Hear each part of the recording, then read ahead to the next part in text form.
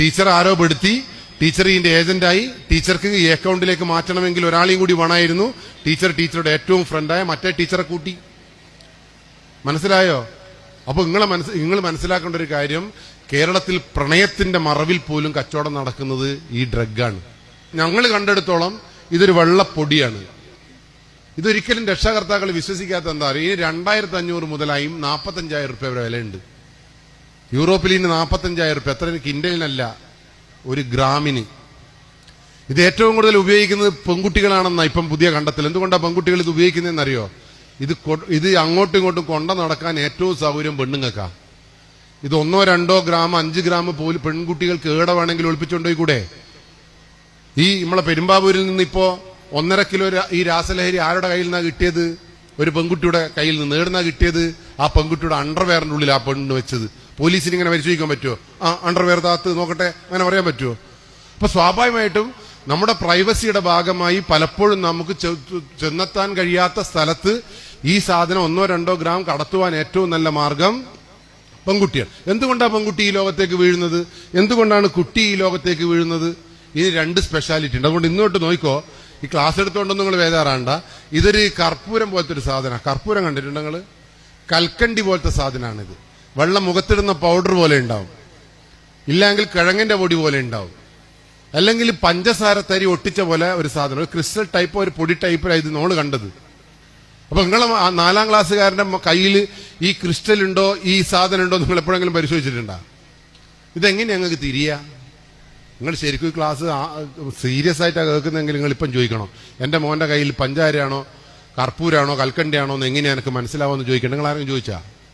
ഇത് കണ്ടുപിടിക്കാൻ വളരെ എളുപ്പമാണ്. ഇത് തുറന്നു വെച്ചാൽ അലിഞ്ഞു പോകും. മറ്റേത് ഇത് തുറന്നു വെച്ചാൽ അലിഞ്ഞു പോകുന്നത് കൊണ്ട് ഈ ലേസിന്റെ പാക്കറ്റ് പോലെ, ഷാംപൂ സാഷ പോലെ കട്ടി കവറിന്റെ ഉള്ളിലാണ് ഇത് ഉണ്ടാവുക.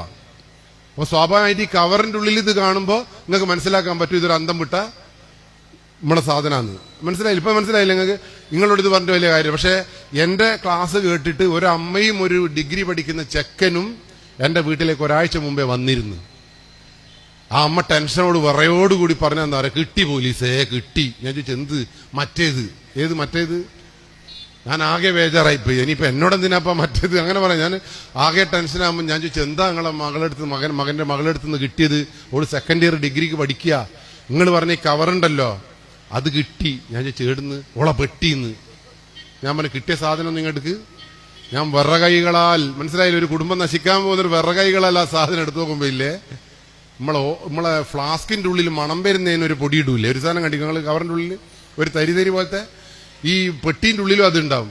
ഈ അമ്മ ഈ ക്ലാസ് കേട്ടിട്ട് റൂം മുഴുവൻ പരിശോധിച്ച് നോക്കുമ്പോ മോളെ പെട്ടീന്റെ ഉള്ളിൽ എന്ത്? അന്നേരം ഓടി വന്നതാ പോലും, ഇതാ കിട്ടി മറ്റേത്. മനസ്സിലായി? അപ്പൊ സ്വാഭാവികമായിട്ടും എന്റെ ജീവിതത്തിൽ എന്റെ ക്ലാസ് കൊണ്ട് ഒരു ഗുണം കിട്ടിയ ഒരു അമ്മേനെ ഞാൻ കണ്ടപ്പോയില്ല. അമ്മ ഞാൻ ചായ കുടിക്കുങ്ങളെല്ലാം കുടിക്കും. കാരണം എന്താ അറിയോ, വീട്ടിൽ പോയി പരതിയല്ലോ.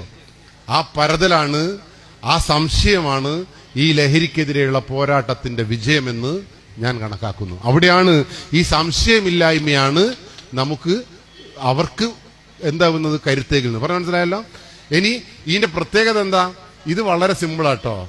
ഇത് നാവിന്റെ തുമ്പിൽ. ഇപ്പൊ കഞ്ചാവ് എന്നെല്ലാം പറയുമ്പോൾ ഈ വലിച്ച ആളുകളെല്ലാം കണ്ടപ്പോ എന്റെ കൂട്ടുകാരന്റെ ഒരു മോൻ കഞ്ചാവ് വലിച്ചിട്ട് ഓൻ എന്റെ അടുത്തേക്ക് കൂട്ടിക്കൊണ്ടുപോകും. ഞാൻ ചോദിച്ചു എന്റെ അടുത്തല്ല കൊണ്ടുവരണ്ടേ, ഡോക്ടറെ അടുത്താ കൊണ്ടുപോകണ്ടെന്ന് പറഞ്ഞപ്പോ നിങ്ങൾ ഇനിയൊന്ന് നോക്കിയിടാന്ന് പറഞ്ഞപ്പോ ഞാൻ ഓനോട് ചോദിച്ചല്ല മോനെ, ഇനി എന്തിനാണ് ഈ ചെറുപ്പത്തിൽ കഞ്ചാവ് വലിക്കുന്നത്? അതിൽ 78 രാസവസ്തുക്കൾ അങ്ങനെ ഇങ്ങനെ.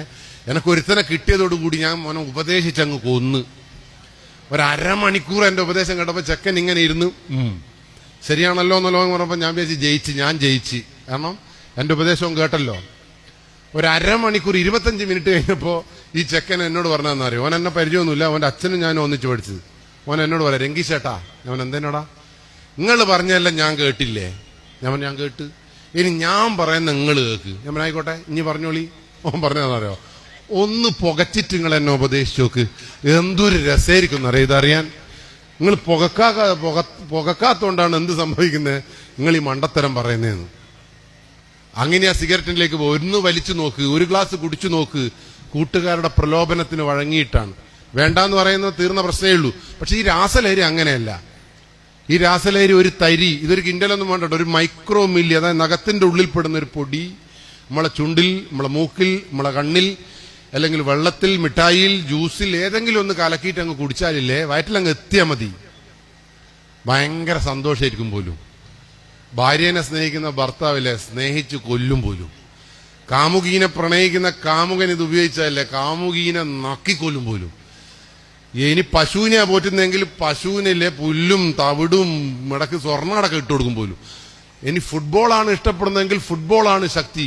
രാഷ്ട്രീയക്കാരൻ്റെ ഇത് നിന്നായില്ലേ രാഷ്ട്രീയം എന്നുള്ള പറഞ്ഞാൽ ഇങ്ങനെ ഇങ്ങനെ രോമം എടുത്ത് പിടിക്കും പോലും. പക്ഷെ ഒരു തകരാറ് എന്താണെന്ന് അറിയാം. ഇനി എന്താ തകരാറ്? ഞാൻ എന്റെ ഭാര്യനെ ഇഷ്ടപ്പെടുന്ന ഞാനിത് ഉപയോഗിച്ചാല് ഞാൻ എന്റെ ഭാര്യനെ വിളിക്കുമ്പോൾ ഓളെ ഫോൺ എൻഗേജ്ഡ് ആയില്ലേ എന്റെ തനിക്കോണിങ് പുറത്തു വരും. ഓളോട് ഉപദേശമൊന്നുമില്ല, അറത്തു മാറ്റലാണ്. മനസ്സിലായില്ലേ? എനിക്ക് കാമുകന, അതുകൊണ്ടാണ് കേരളത്തിൽ ഇത്രയേറെ കാമുകന്മാർ കാമുകീനെ കൊല്ലുന്നത്. എന്തുകൊണ്ടാ? ഭയങ്കര ഇട്ടത്തിൽ ചക്ക പൊയിങ്ങി ഇതെല്ലാം ആയി അവസാനം ഓം വിളിക്കുമ്പോൾ എടുക്കാതിരുന്നാൽ, ഓം വിളിക്കുമ്പോൾ എൻഗേജ്ഡ് ആയാൽ ഈ ചങ്ങായിക്ക് അത് താങ്ങാൻ പറ്റൂല, മനസ്സിന് ശക്തി ഉണ്ടാവില്ല. രണ്ടാമത്തെ ഒരു വിഷയം എന്നറിയോ? 48 മണിക്കൂർ ഇതിന്റെ സന്തോഷം നിലനിൽക്കുമ്പോൾ യൂറോപ്പിലുള്ള 45,000 രൂപയുടെ സാധനം തിന്നാല് ഒരാഴ്ച നിൽക്കും പോലും. നിങ്ങൾക്കിപ്പം തോന്നണല്ലേ ചെറുങ്ങനെ തിന്നണമെന്ന്? ഇതിന്റെ ഒരു വിഷയം എന്താ അറിയോ? ഇനി രുചിയില്ല, മണമില്ല, ഒന്നുമില്ല. ഇപ്പൊ അതിൽ നിങ്ങൾ മുട്ടായിമിൽ പുരട്ടിയിട്ട് ഇത് തന്നാൽ മുട്ടായി എക്ലേഴ്സിന്റെ ടേസ്റ്റ് തന്നെ. പച്ചവെള്ളത്തിൽ കുടിച്ചാൽ പച്ചവെള്ളം തന്നെ. അതുകൊണ്ട് നിങ്ങൾ ഒരു പ്രാവശ്യം പോലും ഇതെന്റെ ചുണ്ടിലേക്ക് വരരുത് എന്ന് ആരോട് പ്രാർത്ഥിച്ചാലും സാരമില്ല. വരരുത് എന്ന് പറഞ്ഞാൽ വരരുത്. ഞാൻ ഈ കുട്ടിക്ക് ഒരു മുട്ടായിമേൽ ഇത് കൊടുത്ത ആ കുട്ടി തിന്നൂലേ, അതോടുകൂടി കുട്ടി കഴിഞ്ഞു. 48 മണിക്കൂർ സന്തോഷം. ഇതിന്റെ ഒരു വിഷയം എന്താ? എന്തിനാ ഈ കുട്ടീനെ നമ്മൾ ബലിയാടാക്കുന്നത്? എന്തിനാണ് ഇങ്ങനെ? ഞാൻ പറഞ്ഞ ഈ ടീച്ചറൊക്കെ ഇതിലേക്ക് പെട്ടുപോയതാ. ടീച്ചർ വന്ന് മനസ്സറിഞ്ഞുകൊണ്ട് വന്നതല്ല. എങ്ങനെയാ ടീച്ചർ വിട്ടുപോയെന്ന് അറിയാത്? ഇതൊന്ന് നാവിന്റെ തുമ്പിൽ അങ്ങ് വന്നാൽ 48 മണിക്കൂർ എന്താവും? സന്തോഷം കൊണ്ട് പറക്കും. പക്ഷെ 48ാമത്തെ മണിക്കൂറിൽ ഈ സാധനം ഈ ആദ്യം ഉപയോഗിച്ച അതേ അളവിൽ നമ്മുടെ ചുണ്ടിൽ വന്നില്ല എങ്കിൽ നമ്മൾ വയലന്റ് ആവും. ഇപ്പൊ ഞാനിത് ഉപയോഗിച്ച 48ാമത്തെ മണിക്കൂറിൽ രംഗീഷ് കടവത്ത് മരിച്ച്, പക്ഷെ 48ാമത്തെ മണിക്കൂറിൽ ഇത് വീണ്ടും നമ്മളെ ചുണ്ട് കിട്ടിയാൽ ഞാൻ വീണ്ടും എണീക്കും. പക്ഷെ എന്റെ തലച്ചോറ് നശിച്ചുവയ്ക്കുണ്ടാവും. പിന്നീട് ഞാനെന്ന് പറയുന്ന വ്യക്തിത്വം ഉണ്ടാവില്ല. പറഞ്ഞ മനസ്സിലായോ?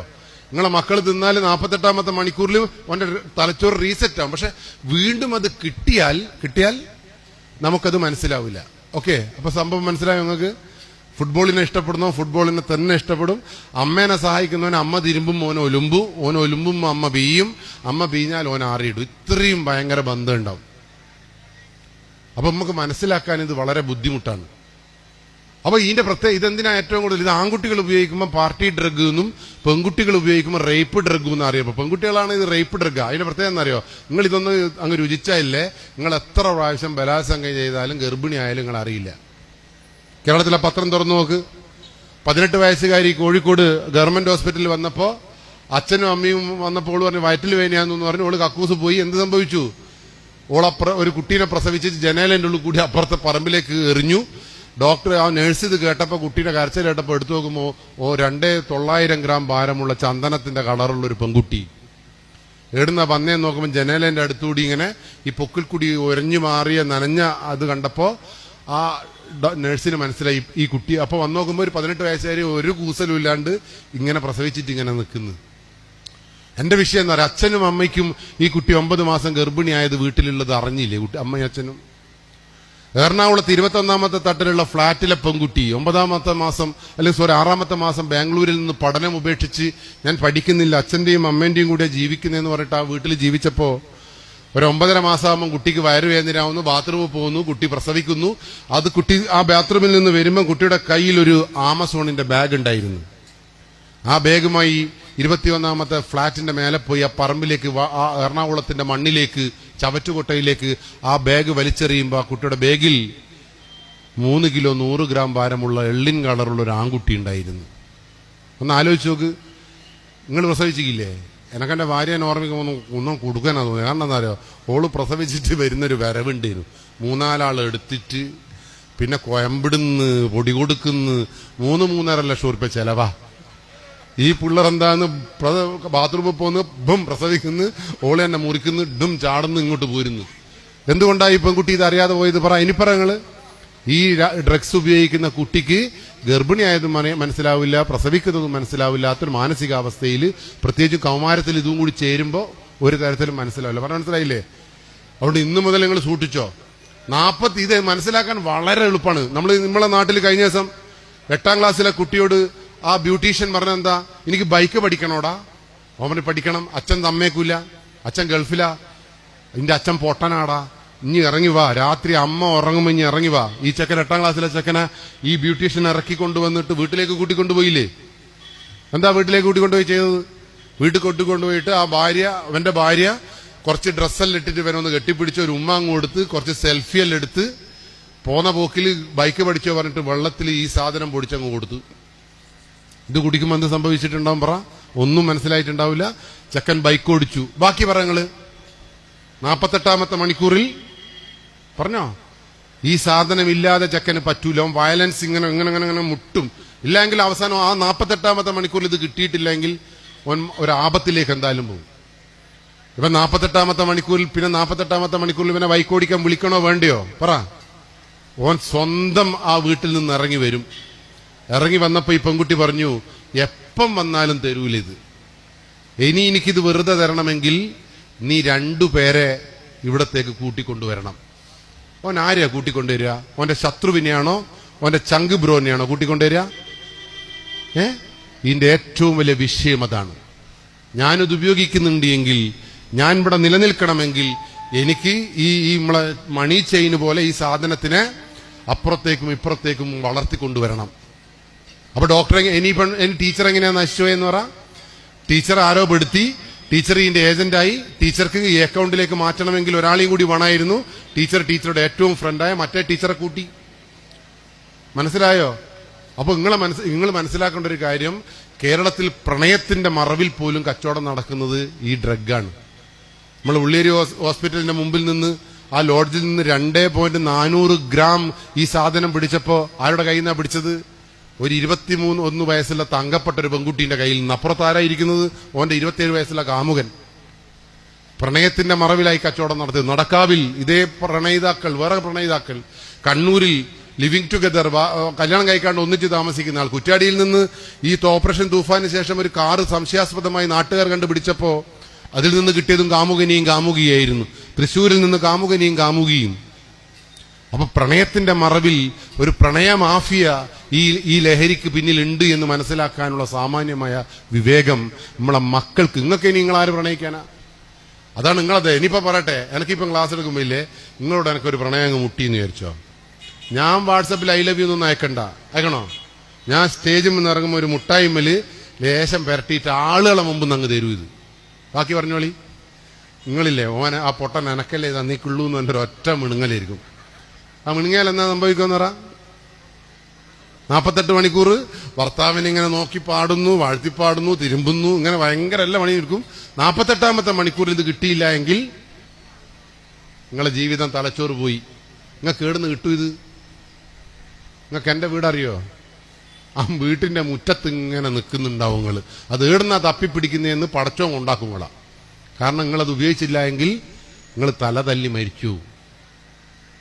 അപ്പൊ പ്രണയം പറ, നിങ്ങളെ മക്കൾക്ക് ഇത് കൊടുത്താൽ പ്രണയിക്കാനോ ഓൻ ഐ ലവ് യു പറയേണ്ട ആവശ്യമുണ്ടാ? പിന്നീട് 48ാമത്തെ മണിക്കൂറിൽ എന്നെ തേടി വരും. ഞാൻ കൊണ്ടാച്ച ബൈക്കിൽ, ഞാൻ കൊണ്ടാച്ച റൂമിൽ, ഞാൻ കൊണ്ടാച്ച റിസോർട്ടിൽ നിങ്ങളെ മക്കളും എല്ലാവരും വരും.